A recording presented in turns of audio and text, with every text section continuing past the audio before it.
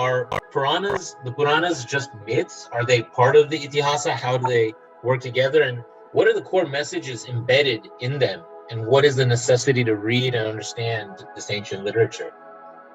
So, a good question. The whole, we need to question first the terminology used. You use the word myth. Are they just myths? So, unfortunately, today we are finding that Purana Itihasa literature is viewed as mythology by several people, which turns out to be a pedestrian level understanding of some of these texts. The reason is because the language in the past was metaphoric.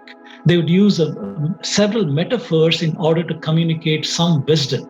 Almost every Purana story contains either a moral wisdom or some observational wisdom or some ecological wisdom, or so many other notions have been embedded within a story, within metaphors. So the writers of these stories took as actors from the palette of divinities that we have had in India. So they would take, for example, Ganesha in one of the stories, they'll take somebody else in another story, and so on and so forth, and weave together a story.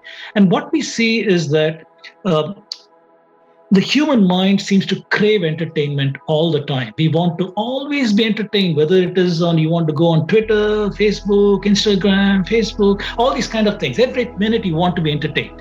So the ancients also knew this. They knew that if there's a dry instruction pedagogical method where you're only going to give theorems and proofs and things like that, your mind will forget it almost instantly.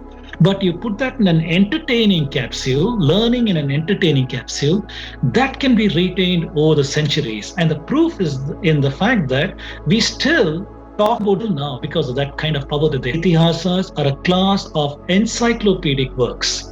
These are encyclopedic works that communicate a whole lot of information. So why do I call them encyclopedic works? If you were to take any of the Puranas and look at the contents, they're talking about cosmology, cosmogony. They're talking about sciences, geography, or any such kind of things. Then they go on to kings, queens, and their exploits and all those kind of things. So Puranas typically have about 4 or 5 segments of this nature. And so we need to look at the Puranas and Itihasas as encyclopedic material.